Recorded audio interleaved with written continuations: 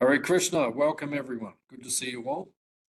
Tonight we're continuing our Bhakti Shastri study group, our course, and we're studying the Nectar of Devotion, the third book in the course. And tonight we're going to study chapter 5 of the Nectar of Devotion. So as usual, if you have any questions or any comments as we go, then please ask. So chapter 5 is entitled The Purity of Devotional Service. So it's an interesting subject matter. What do we mean by devotional service? In Sanskrit, we use the term Bhakti Yoga. Bhakti Yoga means devotional service, service with bhakti or devotion. To who? To God. We see God as Krishna, as the cowherd boy here. So devotional service means to serve Krishna, to serve God. And this chapter is about the purity of devotional service. So the execution and perfection of devotional service is not dependent on any material consideration. So this is an important opening statement, that devotional service is not dependent on any material consideration. In other words, anyone can do it. And Prabhupada says on the Krishna Consciousness Happening album, which he recorded in 1966, Srila Prabhupada says that even an animal, even a dog, can engage in devotional service. You know, the famous example is the dog of Shivananda Sain and the Chaitanya Charitamrita. And here at Hare Krishna Valley, we have Bronte.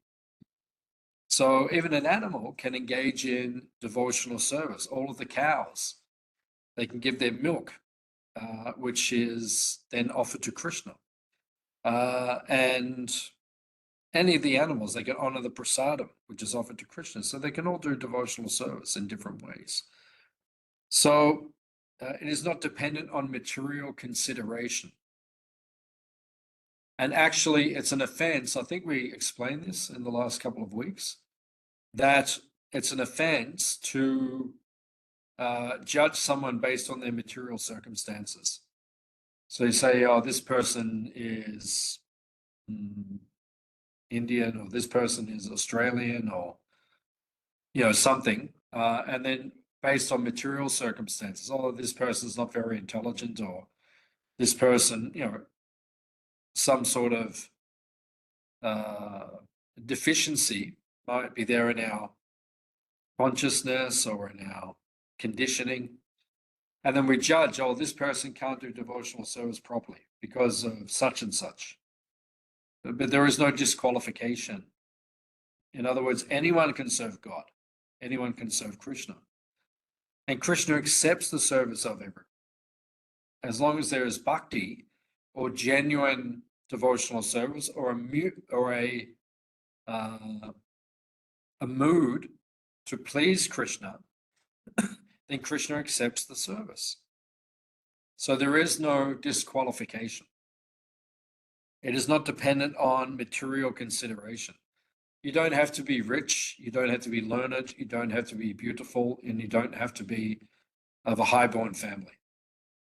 Because if those things were true, then many of us would not be able to perform devotional service. So it's not dependent on these things. Jama Aishwarya Shuta Shribir. These four material opulences: Jama, high birth; Aishwarya, wealth; Shruta, learning; and Shribir, beauty. They are not necessary to perform devotional service. And actually, they can be distractions if you don't use them properly in service. You can use them all in service. Wealth can be used. It's not a disadvantage. We don't have to be poor. Sometimes there's a consideration that Hare Krishna people, they have to give up all their material assets. And it's not true. You can have these things, but you have to use them in Krishna's service. Otherwise, they are a distraction. And it says of the four, high birth, wealth, learning, and beauty, wealth is the most distracting of the four. When people get money, they can become very distracted. They can forget devotional service because money or wealth opens up opportunities for sense gratification, and then you can forget Krishna. It can happen. Or if you are wealthy, you can use that wealth in Krishna's service, just like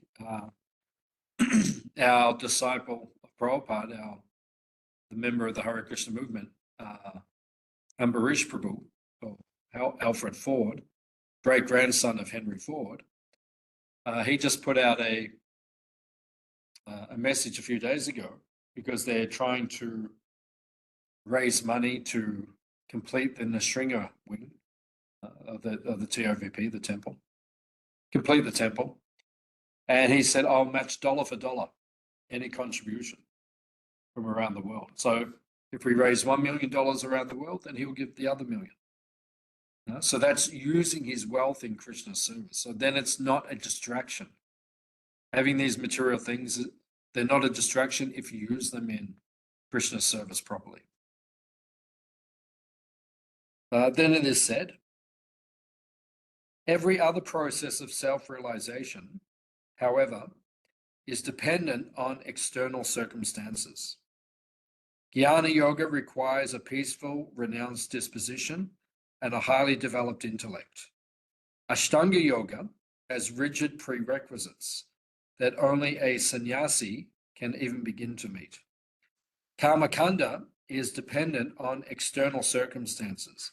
A yajna cannot be successful unless the time, place, and ingredients are flawless. Only Bhakti Yoga is completely pure, free from dependence on external prerequisites. So that's why in the Shastri, Lord Chaitanya says, Nam Namakari Bahuda Nija Savashaktis, Tatrapita Niyamitaha Smarane Na Kalaha. There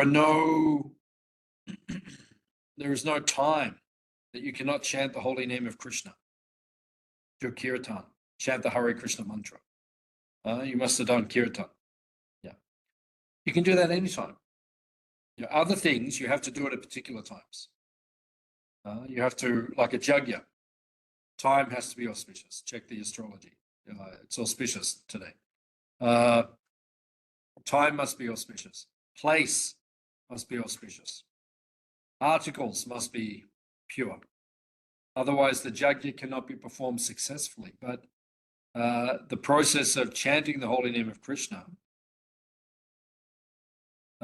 which is the main process of bhakti in this day and age, it's not dependent on material circumstances. You can do it anytime. Nam Namakari Bahuda Nija, anytime, any place. If you want to chant, just chant. You can chant anywhere in the world, anytime, any place. No hard and fast rules for chanting. Lord Chaitanya says, he says the only Dudaiva Mitrisham Ihajini Nanuragaha. The only thing that stops us are offenses. If we commit offenses, then that stops us. We lose the taste for chanting. Otherwise, there's no hard and fast rules for doing these things. So Bhakti Yoga is not dependent. This is explained in the Harinam Chintamani, that the other processes are a means to an end, whereas Bhakti is the means and the end. You chant the holy name here, you chant the holy name in perfection in the spiritual world. In the spiritual world, they chant these songs. Yashomati Nandana Prashabarona Gada Gokula Ranjana Karna.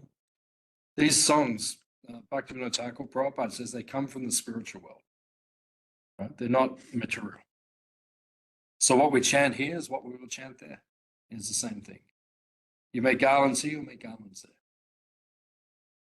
All the services are the same for Krishna.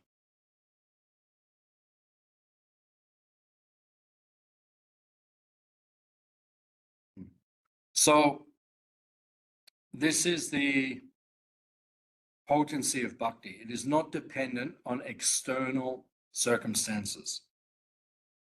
It is so powerful that regardless of your external circumstance, you can perform devotional service. That's its purity. This is why Srila Prabhupada titles the 5th chapter, The Purity of Devotional Service.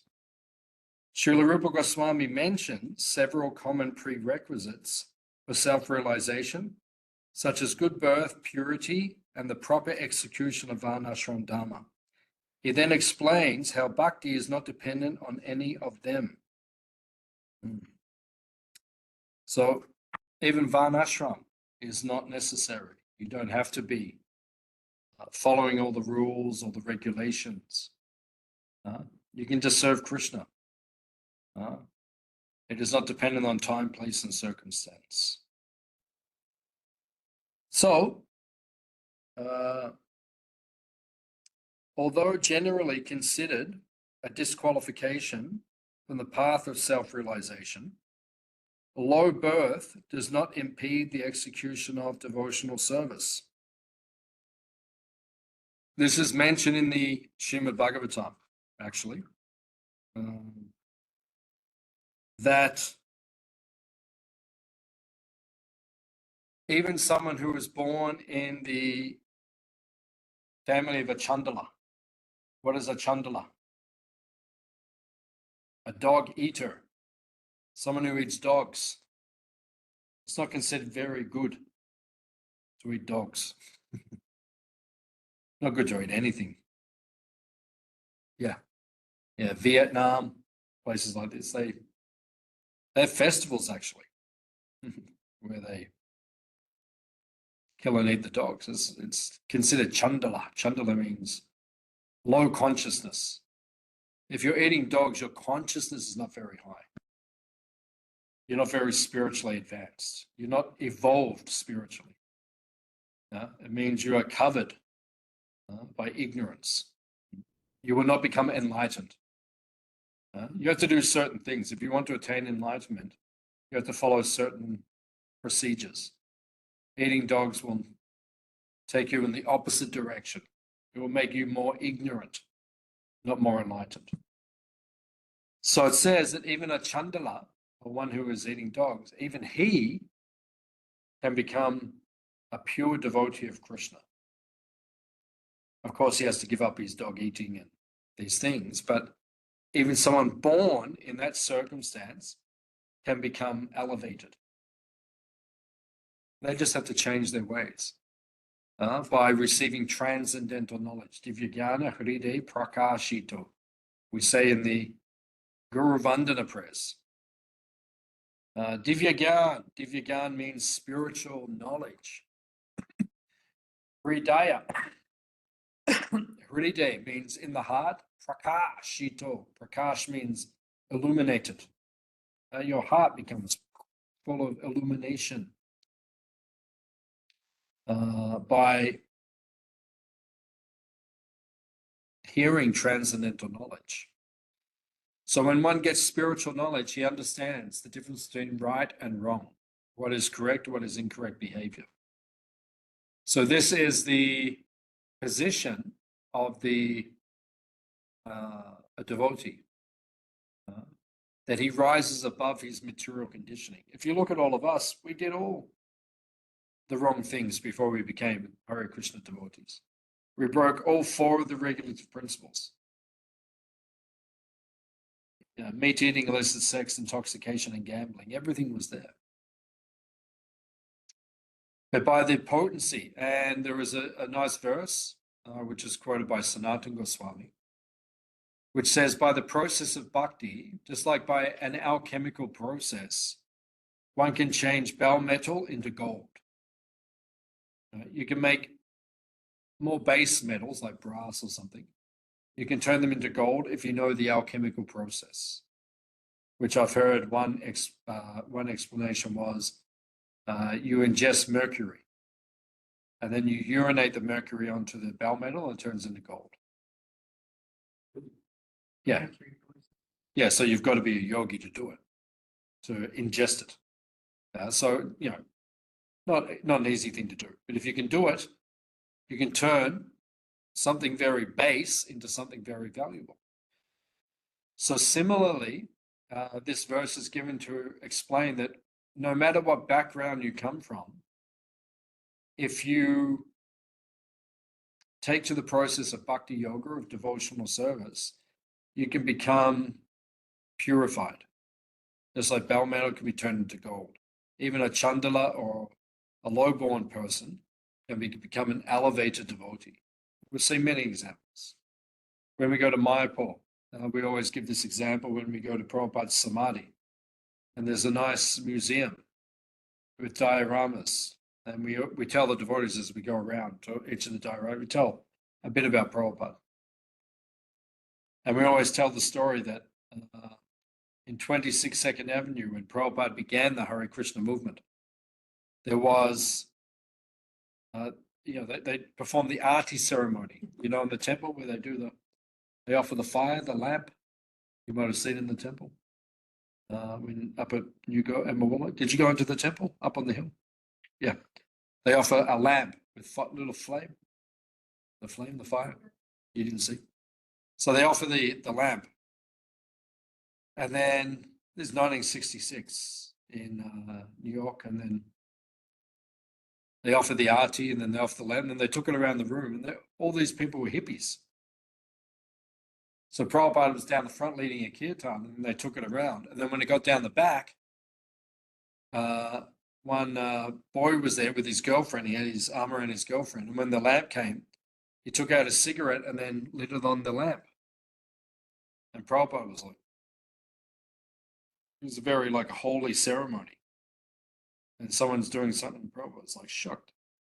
And then apparently that person is now a guru in ISKCON. So he started off as being ignorant, and now he's risen to the platform of being enlightened, a guru. So this shows the power or the potency of bhakti or devotional service. Most of us came from fallen backgrounds. It doesn't matter how you begin, it's how you finish the race. That is what is important. Srila Prabhupada quotes the Srimad Bhagavatam 126, which is one of the principal verses of the Bhagavatam, noting that devotional service has no material cause, ahoituki, and therefore it cannot be checked by any material circumstances. It is open for all without any distinction, and it is constitutional. It is the constitutional occupation of the living entities. Yeah, that's on page 47. Devotional service is ahoituki, means without a cause. In other words, we did not take to devotional service, or we did not take to this spiritual path because of our immense qualification. It wasn't like, we're so qualified, we were so spiritual, and then we took to this. No. Right? We took to it out of good fortune. Right? Ahoituki means causeless. It was the good fortune was created for us. Actually, one time, one devotee, because it says in the Bhagavatam, there's a verse, it says, you can become, or you can take to devotional service after performing pious activities for many, many lifetimes. Then you can take to devotional service. So one devotee said to Prabhupada, Prabhupada, did we receive this good fortune because of something we did previously, or was it in this life? And Prabhupada said, I created your good fortune. So in this life, it means we must have done something previously. Otherwise, we wouldn't take it up so easily in this life. But it means that the opportunity was created for us in this life. And then when we saw it, then we began the process of bhakti, devotional service. So it is causeless. It is not coming, in other words, it's not coming from us. It's coming from something external. And it is open for all without any distinction. And it is the constitutional position of the living entities. Yeah. When we spread the Sankirtan movement, we're studying the Chaitanya Charitamrita at the moment. When in Melbourne, I'm teaching the Chaitanya Charitamrita. And one thing which is occurring to me, realization I'm getting, is that Lord Chaitanya's movement does not make distinctions. That's not Lord Chaitanya's mood. Oh, this person can take it, but this person cannot. In other words, anyone who comes here must be treated, as Prabhupada says, as Krishna's guest. You know, sometimes we become frustrated with certain people who come here because, you know, they have not you, but, you know, some people come here and they test our patience.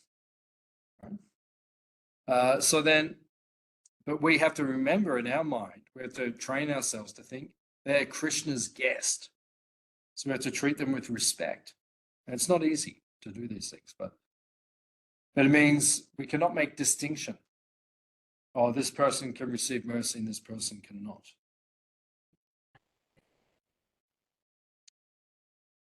That's a test. It is, it's a test. So we cannot make distinction. And this is the mood. This is another realization I got personally when I was in Vrindavan on our recent trip, associating with His Holiness Janananda Maharaj, a great sannyasi, great guru. And I remember he said to the devotees, they were somewhere in Eastern Europe, one of the countries, and they were doing a padayatra. So they were just walking for days. They just walked village to village, and they had I think they had a bullock cart. I'm not 100% sure, but they had it like some sort of cart, and then they were just traveling and they were distributing books, chanting the holy name, and they just went for a number of weeks, just doing padayatra. And then Maharaj said to all the devotees, he said, you have to give Lord Chaitanya's mercy to everyone. Do not discriminate. Everyone, we must approach everyone that we see. And that was the mood of the padayatra. And he said that all the devotees were in ecstasy. Because, you know, normally we say, oh, this person's qualified according to my vision, or this person is not. Yeah, we have no idea. I remember when I was trained on book distribution by my godbrother, Radhashtami Prabhu, in Brisbane many years ago. And he was training me to do books, and I'm a little bit shy by nature, even though you might not think that knowing me. But I'm a little bit shy by nature. So, yeah, it's not so apparent now, but you know, back in my 20s, I was a little bit shy. even not here they disagree. So, you know, I saw him. He said, you know, watch. And someone was coming, and this bikie was coming down the street. Big guy, big, you know, leather jacket and big beard, and I'm looking, and as soon as I saw him, I think, no way. So Radhashtami Prabhu turns around and sees him and just goes, and I was like shocked and amazed. He just went straight towards him, said, you know, you from here or from out of town? He said, I'm from here. Gave him a book, spoke to him. He pulls out his wallet, gives him money, walks down, and I'm just like, how's this even possible? But it showed me that it's only our vision which discriminates. Oh, this person qualified, that person is not. You don't know who will take to devotional service. Yeah, we don't know what the qualification is. You cannot judge the jam by the jam jar. It's an old saying. You can't judge that. Yeah, cannot judge the book by its cover. Right. So Janananda Maharaj, he said to the devotee, and this is Chaitanya Mahaprabhu's mood, approach everyone, right? And not everyone takes, we know that. You know, they don't all take the book, they don't all take the prasadam, they all hear the holy name. Yeah, they may not chant, but they all hear it. But he said that to everyone. Do not discriminate. And that's studying Chaitanya Charitamrita. I'm saying that is Lord Chaitanya's mood. And you do not understand the Hare Krishna movement, the Sankirtan movement, until you understand this mood. And it's not something I've fully realized yet. I'm working on it. I'm trying to do more internal work to bring myself to that level where I don't discriminate. Because I still do. I discriminate. So, oh, no, I don't think I'll approach this person, or I won't give them the time, or like that. But once you understand, even last night at the temple, I was tired. I finished class and I walked out into the courtyard and someone wanted to speak to me. And I thought in my mind, I thought, oh, I'm tired and, this person's not so interested. But when I spoke to them, I found out, oh, actually, they're very sincere. So we have to overcome our sense of discrimination. We should not discriminate. Anyone is qualified. Why? Because, as Prabhupada says, it is the constitutional occupation of the living entities. Jivara Srupahoy Krishnera Nichadas. Everyone is Krishna's servant. Every soul, we are the soul. Every soul is the servant of God. So is the servant of Krishna. That is everyone's position. We just have to reconnect them to that. That's all. So that is our duty. And Prabhupada, was it last night or the night before? Prabhupada made a very strong statement in Chaitanya Charitamrita. He said that everyone who is a follower of Chaitanya Mahaprabhu, it is duty to give Krishna consciousness to others. Right? It is our duty. We have to give Krishna consciousness to others. Yeah. We have to. That's Lord Chaitanya's mood. You have to give it. Lord Chaitanya did it. We're reading in Chaitanya Charitamrita. He just got to Puri, converted Sarvabhauma Bhattacharya, and then he leaves. And then he travels for 2 years. No one sees him for 2 years. You imagine, he just got there. Everyone just met him, and they're in ecstasy. And then he leaves. He says, I'm going now. And Lord Nityananda Prabhu said, at least take someone with you, to carry your things and to assist you. So one devotee is chosen, Kala Krishna does, to travel with him. Otherwise, he goes by himself for 2 years. Why? To spread the Sankirtan movement through South India. That was his duty, his mission. Is that a question? The hand up? Okay. Unmute yourself. You can answer the question. Krishna Prabhu. Haribol. Just a small question. Like you say, we shouldn't be discriminating against anyone. How about if you are trying to distribute this knowledge of Krishna consciousness, but the other person keeps on saying that Krishna is not good, he is Brahma, and they have their own philosophy and stuff. So what do you do in this case? Do you continue or do you just back up? No, in the 10 offenses against the holy name, which we chant every day in our temples around the world after Mangalati, we say it is an offense to preach the glories of the holy name to a faithless person. So if someone is not ready to hear this knowledge and you are trying to, so-called shove it down their throat, this is the way, the truth, and the light. No one comes to the Father except through Krishna.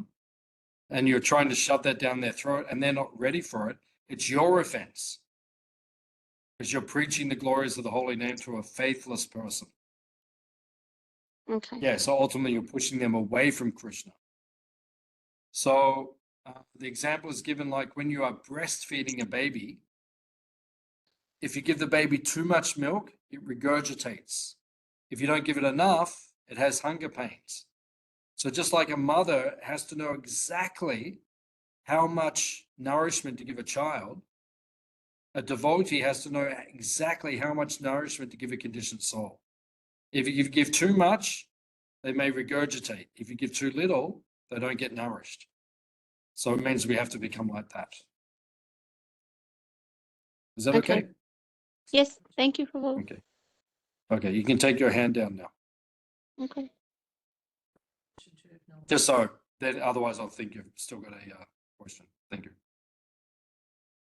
Why do you, Lord Chaitanya, think it more effective to go down south by himself rather than with like a big Sankirtan party? Yeah, that's not clear why Lord Chaitanya travelled himself as opposed to with a big, it could have taken Lord Nityananda Prabhu one. Yeah, I mean, it's very effective through Mayapur and down to Puri, but then. Yeah, why did he go by himself? Who was he preaching to down there? Everyone. But mainly, No discrimination. Just the villages primarily. Sankirtan is chanting through all the villages, but then he'd stop and speak to philosophers like Ramananda Roy and so on. It's a good question. Yeah, might have to think about it and see if we can. was there more Mayavadis there? No, it was a lot of Sri Vaishnavism. Yeah, like that. But yeah, that's a good question. Studies. Yeah, if you meditate on it, might be able to give you an answer. Otherwise, ask one of the advanced devotees. Yeah, Keshava, Prabhu. Yeah, someone like that. Anyway, yeah, just ask. I'll think about it. I might be able to get a realization on it, but yeah, it's a good question. Okay. Srila Prabhupada then relates the interesting history of Srila Bhakti Siddhanta Saraswati Thakur's opposition to the caste Goswamis who claimed a birthright monopoly on pure devotional service. This is on page 47. There was a great hard struggle for some time, but it has turned out successfully and is now correctly practiced, and is now correctly and practically established that devotional service is not restricted to a particular class of men. So Prabhupada gives a nice example of his guru. There was great opposition because in India, even to this day, there is a caste system, which is based on Varnashram, which is Varnashram in its pure form. Daivi Varnashram is transcendental. But then there is Asuric Varnashram, which is not for the purpose of spiritual advancement, but for some material motivation. For example, even to this day, people run temples to make money. It's a business. You know, like they run the temple just because, you know, and some of them make very good money. You know, that's their motivation for running. So that's not pure. So these caste Goswamis, they were saying, unless you are born in one of our families, you cannot be considered a holy person, a Brahmana. And Bhakti Siddhanta Saraswati Thakur publicly challenged them. And it wasn't popular, and even his life was threatened. They went to the chief of police in Navadvip, and they said, we will give you some bribe. Something will happen to Bhakti Siddhanta Saraswati Thakur. You do not say anything. And they said, normally we will take bribes, but not for him. You know, he is a genuine sadhu, genuine saint. We will not. So he was so bold in challenging this caste system that he was actually told he was doing Navadvip Mandal Parikram. Every day they were walking around Navadvip. It takes 9 days to walk around the 9 islands. Or maybe it took us 7 days to walk around the 9 islands. So it takes, you know, you walk around for a week or something. And it was said that tomorrow, when you go through a particular village, they're going to throw stones at you, you know, to harm you. So his disciple, Keshava Maharaj, who ended up being Prabhupada's sannyas guru, Bhakti Pragya Keshava Maharaj, he looked very similar to Bhakti Siddhanta Saraswati Thakur. You see the picture when Prabhupada takes sannyas. They look very similar. He went into his guru's pandal, his tent, and took his sannyas cloth and put it on and walked out. And everyone thought that was Bhakti Siddhanta. And he walked out and started leading the paragraph because he thought, let me get stones thrown at me to protect my guru. And then it turned out that they did not throw the stones because they knew that they were going to do it, so they backed off. But it shows the attitude of a real disciple, that we should be willing to protect our guru. So this was the kind of opposition. His life was threatened, for trying to say that this caste system is invalid. So devotional service is not restricted to a particular group of people. Sometimes we hear this, different people say, it is only for these people or it's only for those people. These are deviations. I remember in 1994, I was in Mayapur and at the Gorpadim Festival, and Fridananda Maharaj was giving classes every night up on the roof, up on Jayapataka Swami's roof, up the top there of the Lotus building. And I remember Maharaj said in his class, he said, we have an annual deviation. So every year at the GBC meetings, we had to deal with some deviation. There's always some deviation comes up. The jiva comes from the Brahman or something. There's always something comes up every year. And this is the point which is being made here, that it's a deviation to think that only a particular, because sometimes we've heard in ISKCON, only Indian gurus can initiate. Right? If someone's born in India, they're a bona fide guru, but Western gurus are not qualified. That's a deviation. So these philosophies, they come up periodically. But it's not the point of devotional service. Even we were reading the other day that Prabhupada went to Jagannath Puri, and when Prabhupada was young, he went into the Jagannath Mandir. He saw Lord Jagannath. But when he went there in 1976 with his disciples, he wouldn't go in because he said to the Pandits, I will only go in if you let my disciples come with me. And they wouldn't let them. So Prabhupada said, then I will not go in. Right? If my disciple, and then Prabhupada said, the Lord is not Hindunath. He's not the Lord of the Hindus. He's Jagannath. He's the Lord of the universe. Everyone. Anyone can go and see him. Not just the Hindus. So Prabhupada was critical. And we're told even to this day when we go to Puri that most of the Pandits actually don't have a problem. Most of them. They don't mind if we go in, but there's several key players at the top who are still conservative.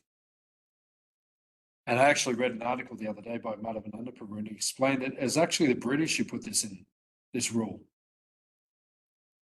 Yeah, it was actually the British who did it. But now it's been there for so long, it's like a cultural thing. Well, Westerners. Non-Hindus.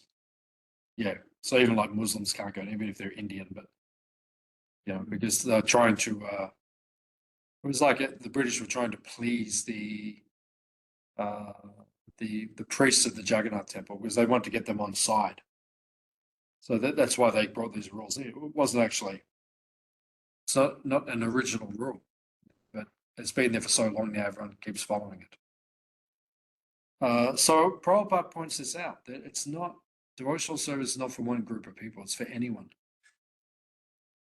And if we criticize another group, then that's not, even one time, I've heard, I went to one country and I went to one temple overseas, and the devotees told me, the devotees from South India don't speak to the devotees from North India and vice versa. Which is, that's not what our movement's about. International Society for Krishna Consciousness, it's not what we're about. So if you have any of these kind of moods, then you're not qualified. Not qualified to perform devotional service. This is page 48. This point is particularly relevant to the International Society for Krishna Consciousness, Prabhupada writes. Our Krishna consciousness movement in the Western world is based on the above-mentioned proposition of Bhakti Siddhanta Saraswati Prabhupada, our guru. On his authority, we are claiming members from all sections of the Western countries.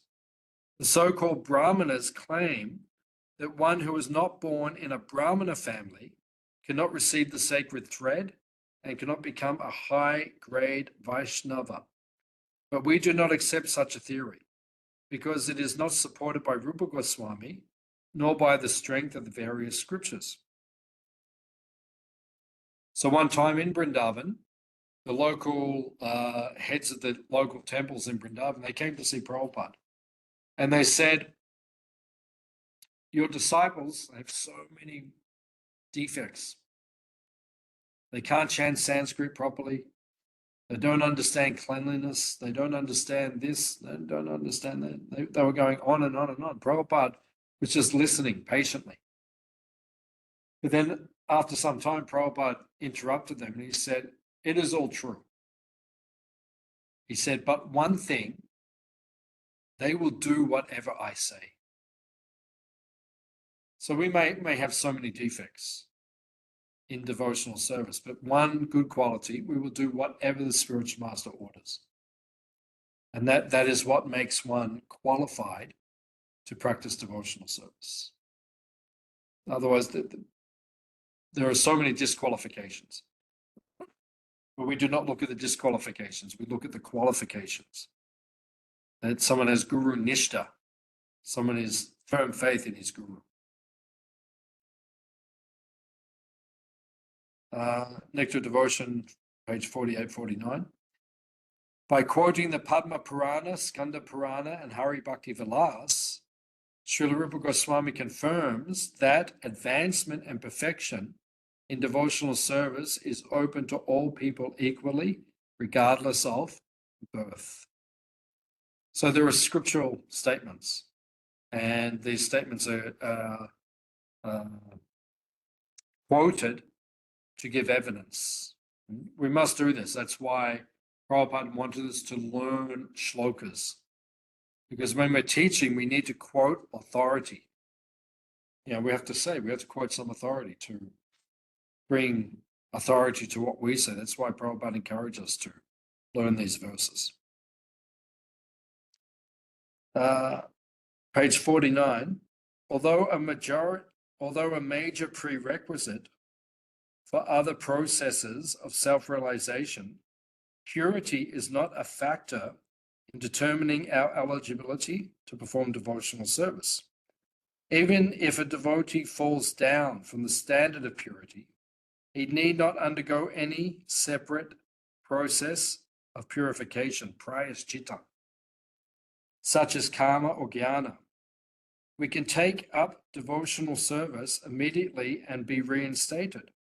We need not become purified before taking up devotional service. On the contrary, we become purified by taking up devotional service. Oh, excuse me. So,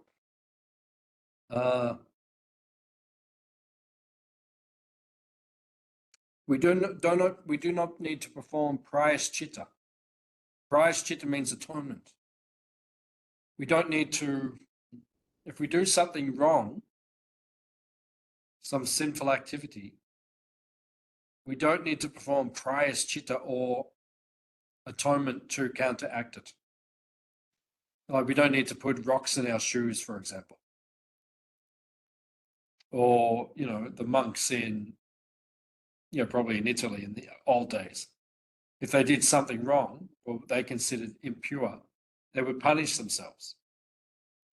Like they would wear sometimes heshing bags as shirts and things like that, which is They go through some voluntary discomfort. But as devotees, we don't need to do that. If we do something defective, we feel remorseful. This is the important point. Otherwise, it becomes one of the 10 offenses in chanting the holy name, to commit sinful activities on the strength of chanting the holy name. Sometimes someone's consciousness, they may think, well, it's okay, I do this, but tomorrow I'll chant and I'll purify myself. That's an offense to the holy name, to Krishna. But if someone accidentally falls down, and if he's genuinely remorseful, and then he continues in his devotional service, he becomes purified of the reactions to his sin. So we don't need to perform some atonement. We just continue to do devotional service.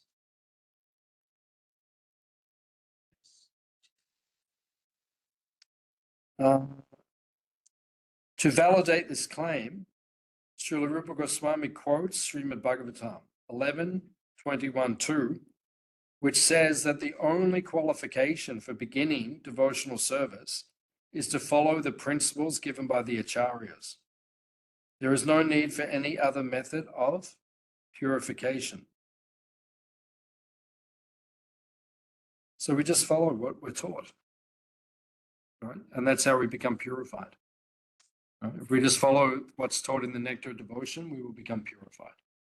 The Nectar of Devotion, this book, is the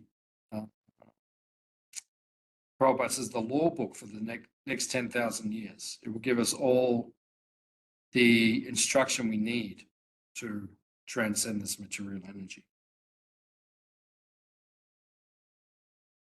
Now, the final point in the purport in this chapter, Prabhupada addresses Varnashram Dharma.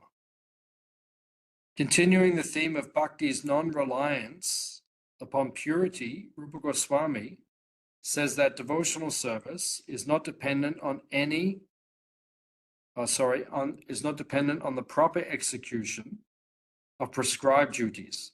It is not entirely accurate to say that we must first become purified in our Varnashram designation before concentrating on bhakti. Srila Rupa Goswami cites much Shastric evidence to confirm this. So this is an important point, that Varnashram Dham, and this is, we just started studying last night, the teachings of Lord Chaitanya to Ramananda Roy, Ramananda Samvad. Actually, Ramananda Roy is instructing Lord Chaitanya in this circumstance. But one of the first points which is made is that Varnashram is external to devotional service. It has nothing to do with the soul, your temporary bodily designation in Varnashram. So, in the next chapter we're about to read next week, which I'm looking forward to, it's chapter 6, describes the 64 items of bhakti. Now, it's an interesting point. Rupa Goswami points out, Varnashram Dharma is not mentioned there. It's not an item of bhakti, of devotional service. It's not a way of serving God, being in a particular ashram or a particular varna. That doesn't please Krishna, that external position. In other words, to be in a particular ashram, a particular varna, does not attract Krishna. You can be in any ashram, any varna. If you have bhakti, then Krishna is attracted. Of course, Varnashram is supportive to devotional service while you're conditioned. So if we follow things nicely, our varna, our ashram nicely, that will help us become purified so that we can please Krishna in devotional service.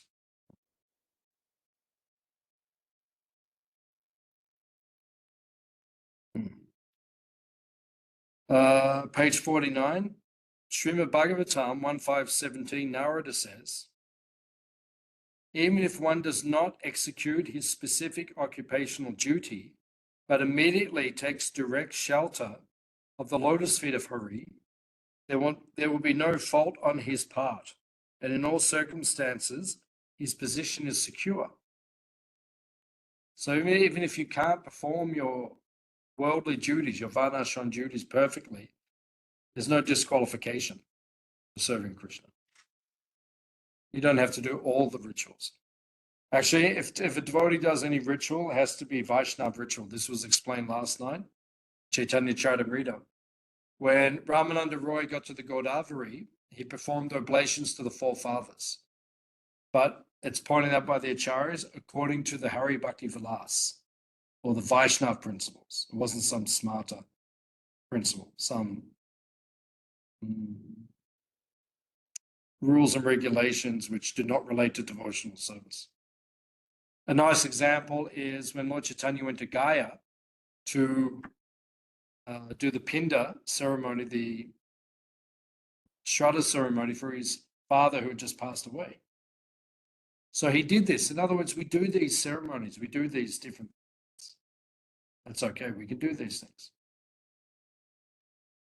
But not if it overshadows our bhakti. That's the point. Lord Chaitanya did not let it overshadow his bhakti. So we don't do the rules and regulations if it takes away from our service to Krishna. Did do that ceremony for his dad. Yeah. But he didn't stop doing his devotional. So he actually took initiation from Ishwarapuri while he was there. Yeah. So in other words, his devotional service was the main thing. Right? You still do the other things, but not if it covers your devotional service. That's the point. That's the point. That's why I said to you, like when we're in. No, that's what was making me think, well, if Lord Chaitanya still did it, then I should still do it for you, or we should still do And it. let's say don't do it, but I'm just saying that, It's not 100% necessary. or just to chant Hare Krishna and would be sufficient. Would be sufficient. So, we do these things, but the main thing is the bhakti should not be covered. That's the main thing. But those rituals we did, they were Vaishnava I was going to rituals. say that they are bhakti in a sense because we were doing it. Yeah, Vaishnava rituals. Yeah. So if it's focused directly on Krishna, then yeah, that's what we want. So, on page 50, Prabhupada says, he quotes Bhagavatam, or Rupa Goswami quotes Bhagavatam 11:11:32. My dear Uddhava, any person who takes shelter of me in complete surrender and follows my instructions, giving up all occupational duties, is to be considered the first-class man. So when you become very advanced, you don't have to follow anything except for your devotional activities. Madhavendra Puri says that. He says, to hell with my rituals, to hell with my, all the different rituals I have to follow. No, my main thing is just to satisfy Krishna, just to focus on my service to Krishna. And if the rituals, if they overshadow that, then they can be rejected. If they support your service to Krishna, they can be accepted. Then, pages 50 and 51, Rupa Goswami quotes Bhagavatam 11:5. Bhajana Muni addresses Maharaj Nimi, my dear king, if someone gives up his occupational duties as they are prescribed for the different varnas and ashrams, but taking complete shelter unto the lotus feet of the Lord, such a person is no more a debtor, nor has he any need to bother executing the 5 kinds of yagyas, sacrifices, or becoming free from sinful contamination. Simply by discharging devotional service, he is free from all kinds of obligations. So, there's a very important point that once you take the devotional service, you are not obliged to do the ritualistic activities which are normally there in the Vedic culture. You don't have to follow the rituals. If you're doing devotional service, Krishna is fully satisfied. And there's no need to satisfy the demigods and the forefathers and all of these different things. No, it's all achieved just by satisfying Krishna.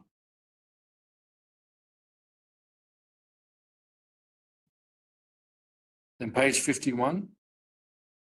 Devotional service is not dependent on varnashram. Simply by engaging in devotional service, we will achieve all necessary purification. Rupa Goswami quotes Bhagavad Gita 1866, give up all your occupational duties and just become surrendered unto me. I give you assurance that I shall give you protection from all sinful reaction. Do not fear. So we don't have to worry. If we're doing service to Krishna, you don't have to worry about all the obligations of this material world. Including duty to family and things like that? As long as you're fully engaged in devotional service.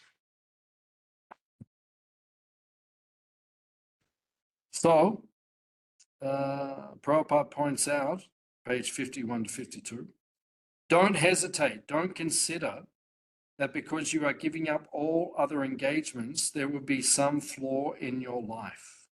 Don't think like that. I will give you all protection.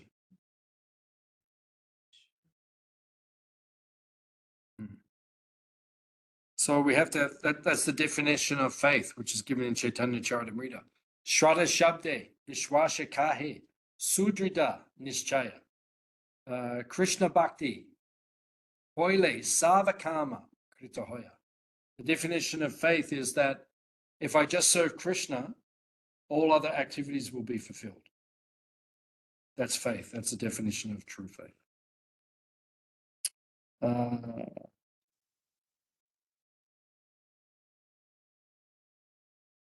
So the conclusion of this chapter is Bhakti Yoga is totally independent and self-sufficient. No material impediment should discourage us from the path of surrender.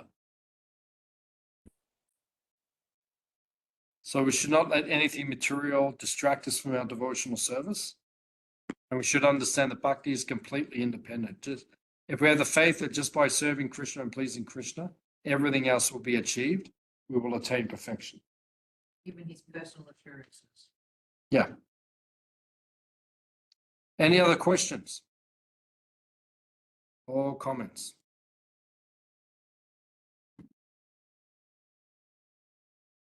Jai. Srila Prabhupada ki? Okay, so we'll see you next week. Next week we'll do chapter 6. Right. Thank you all for coming. Yeah. Thank you, Babu. Hare Krishna. Hari Bol. Thank you. Good to see you. Hare Thank you for Krishna. coming. You're lovely people. Hare Krishna. You're not shy though. And that's right. Not now. Not over it. We'll see you next week. See ya. Thank you, Prabhu. Thank Bol. you. Hare Krishna. Thank you for being shy.